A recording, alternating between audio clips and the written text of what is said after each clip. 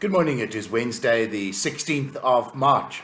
We continue the story of Genesis, chapter 42. We read the latter half of that chapter. We finished yesterday with the 10 brothers. Young Benjamin had been left behind, and young Joseph is presumed dead. In fact, he wasn't. He was the one talking to the other 10 brothers, but they did not recognize him. And Joseph finds himself confronted, we said yesterday, probably with a whole sense of anger and anxiety and the trauma of his previous experience. And of course, the brothers in the reading today reference that on their journey back with the grain, when they discover that they've got this extra grain and their silver that they had used to buy the grain has been given back to them. And they wonder what's happening, and they fear that this is going to rebound upon them in some negative way. Could they, for example, be accused of having stolen the grain? And the proof is that they haven't bought it because their money is still with them. And they say, this is God punishing us because of what we did for our brother. Did he not plead with weeping and great tears to not be sold as a slave? So this, they conclude, is God's punishment. So yesterday we were saying how Joseph is probably having to work through the trauma of his past experience, being sold into slavery.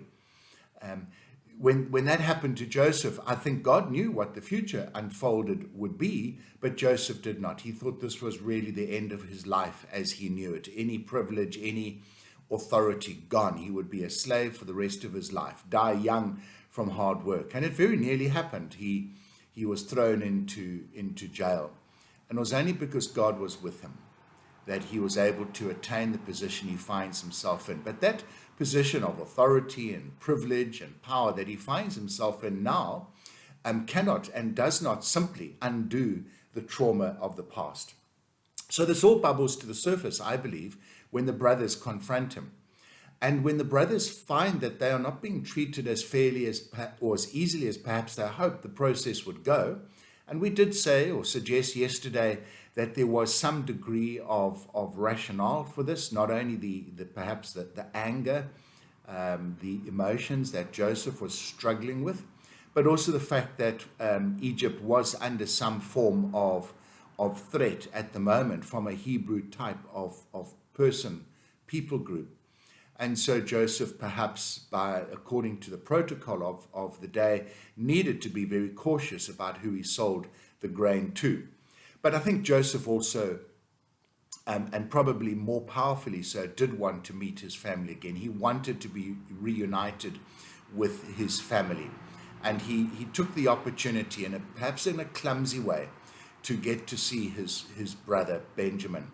Hoping that somehow he could also engineer this so that he would see his father, knowing that at some time he would need to reveal who he was, but caught up in the trauma and the memories. He wasn't sure what to do.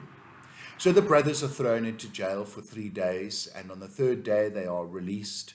And this is Simeon, who is bound and kept as a hostage almost, but kept there. And the other brothers, now the 9 of them, were to go back and bring Benjamin down to them.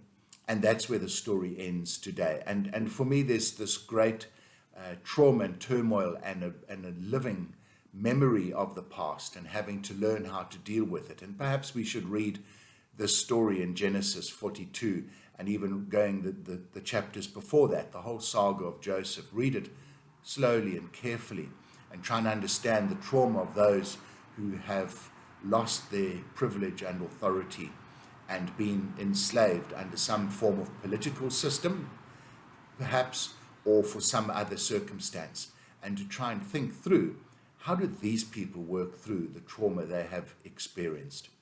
So something to think about, and we'll pick up this story again tomorrow. Folks, have a good day. God bless.